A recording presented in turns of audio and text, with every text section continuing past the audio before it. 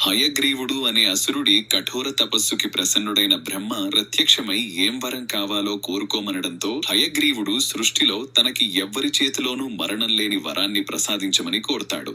దానికి బ్రహ్మ అది సాధ్యం కాదు, వేరేమైనా కోరుకోమనడంతో మెడపై భాగం గుర్రపు తలతో మానవ శరీరంతో తనలాగే ఉండేవాడి చేతిలోనే తాను మరణించే వరాన్ని ప్రసాదించమని కోరుతాడు. వెంటనే బ్రహ్మ తథాస్తు అంటాడు. ఆ వరంతో హయగ్రీవుడు బ్రహ్మతో పాటు దేవతలందరిపై దండెత్తి వేదాలను కూడా అపహరించడంతో బ్రహ్మ శ్రీ మహావిష్ణువుని సహాయం కోరటానికి చూడగా అప్పటికే దేవదానవ యుద్ధంలో అలసిపోయి సారంగ ధనుస్సుని తలకింద పెట్టుకుని నిద్రపోతున్న శ్రీ మహావిష్ణువుని నిద్ర నుండి లేపడం కోసం వింటినారి తెగితే ఆ శబ్దానికి శ్రీ మహావిష్ణువు నిద్ర నుండి లేస్తాడని భావించిన బ్రహ్మ వమ్రి అనే పురుగును సృష్టించి వింటినారిని కొరకమని ఆదేశించడంతో అది వింటినారిని కొరకగానే వేగంగా వచ్చిన వింటినారి తగిలి శ్రీ మహావిష్ణువు తల సముద్రంలో పడుతుంది. దాంతో విశ్వకర్మ గుర్రపు తలను తెచ్చి శ్రీ మహావిష్ణువుకి అతికించడంతో హయగ్రీవుడిగా మారిన శ్రీ మహావిష్ణువు అసుర హయగ్రీవుణ్ణి సంహరించి వేదాలకు బ్రహ్మని, విద్యకి సరస్వతీదేవిని అధిపతులుగా నియమిస్తాడు.